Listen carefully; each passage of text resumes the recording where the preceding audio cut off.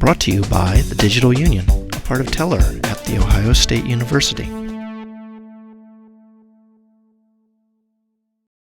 The big idea is to get students to observe what happens when you take something that's composed in one medium and you translate it into some other medium.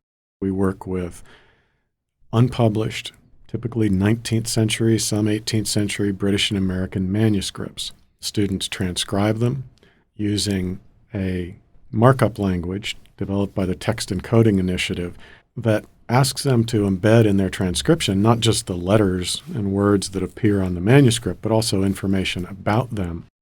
We also provide interpretive information about the structure of a document, the textual structure.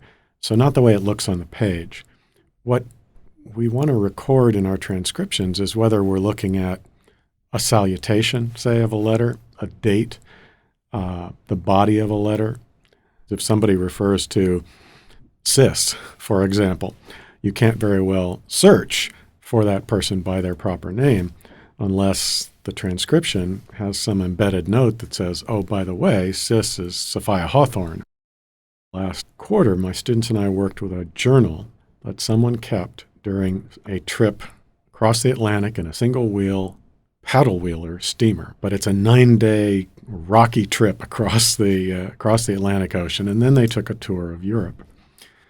And one of the unique things about this manuscript that we weren't quite able to decipher at first was the fact that we could see in certain portions of it that there was a penciled journal entry overwritten by a pen journal entry. And we had to think through why that might be. It turned out that it lined up with periods during this trip when he was at sea.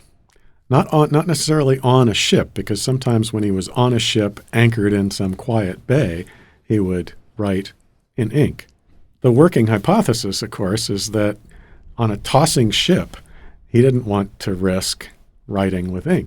That tells a story that once you decipher it, you wouldn't have any other way of recording other than seeing the manuscript. There certainly are plenty of those moments where students just sort of glow with a discovery because they're discovering all sorts of things about what you can do with digital media to provide somebody with different views, let's say, of a text, different sense of its meaning. One version of the course asks students to bring their own documents to be transcribed and made into digital texts. And students found fascinating things. Discharge papers from a relative who had served in the Civil War. Papers that documented a court case in which the U.S. government bought land from an ancestor who had been a member of an Indian tribe. So in the process of working with these documents, they've learned something about what it means to document, right? And found these bits of American history.